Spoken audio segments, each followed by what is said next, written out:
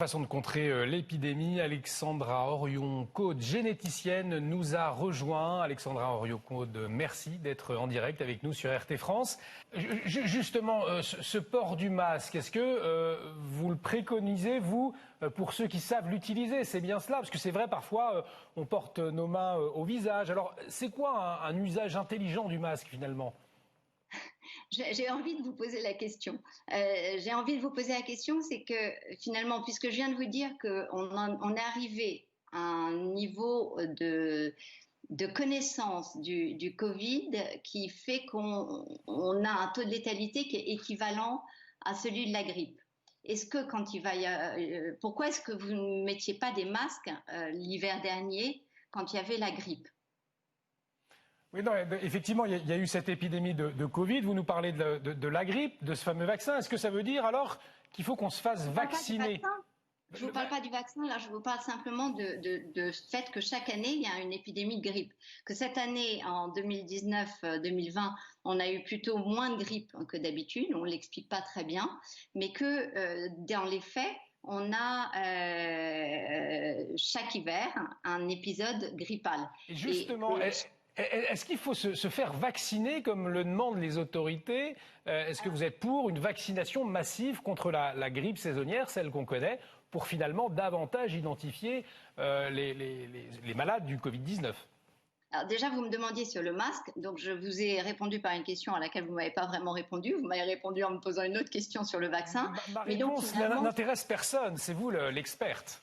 Oui, mais l'experte que je suis peut vous dire qu'il n'y a aucune indication, il n'y a jamais eu de démonstration scientifique qui montre un intérêt de porter un masque par des personnes saines pour aucune pathologie dans aucun système. Donc ça, c'est la réalité, c'est-à-dire qu'il n'y a pas d'études scientifiques. Les seules études scientifiques qu'on a eues sur le masque, c'était des études qui montraient qu'il ne fallait pas porter un masque en tissu dans un cadre hospitalier. Et ça a été montré dans différents pays, dans la même étude, au risque de contracter une infection de type grippal.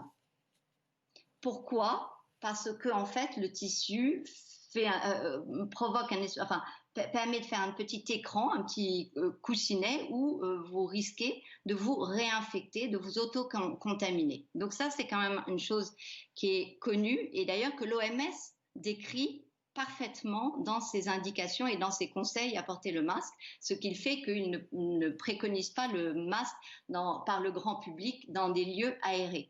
Pour conclure, en quelques secondes, vous insistez aussi sur la bonne hygiène de vie. Pourquoi c'est indispensable en ce moment?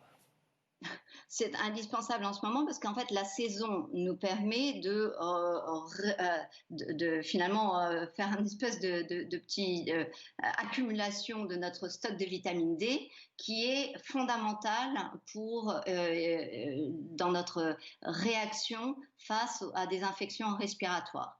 Voilà. Donc ça c'est encore une fois, c'est un communiqué de presse qu'on a eu alors sur le Covid en particulier par l'Académie de médecine très tôt dans la crise Covid et c'est une certitude. Donc cette hygiène de vie, oui, et puis c'est le moment où on peut faire du sport sans difficulté puisqu'il fait encore très beau, vous l'avez remarqué.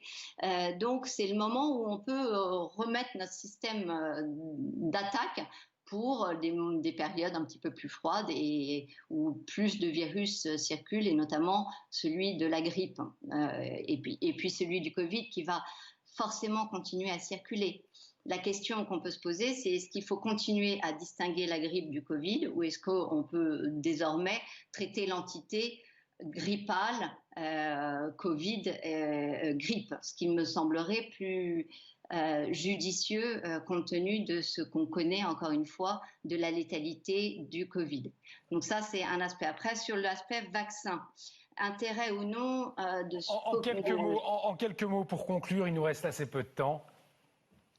Alors, vacciner, je vois que toutes les indications sont au vert en disant foncez, vous vaccinez, braves gens, contre la grippe cette année. C'est un point que j'ai appelé à discuter il y a déjà quelques mois. Pourquoi? Parce que la seule étude dont je dispose est une étude où ils ont pris 3000 personnes qu'ils ont vaccinées contre la grippe, 3000 personnes qu'ils n'ont pas vaccinés contre la grippe. Et dans le lot de ceux qui étaient vaccinés, ils ont pu constater une augmentation des infections respiratoires d'une façon générale, et notamment des infections respiratoires dues au coronavirus. Alors, ce n'était pas la COVID-19, mais c'en était d'autres. Et donc, ça me semble un point très important à poser avant de se ruer sur le vaccin de la grippe. C'est-à-dire que si vous me demandez aujourd'hui quelle est ma position, je n'en ai pas. Je veux qu'on confronte les spécialistes et ces études.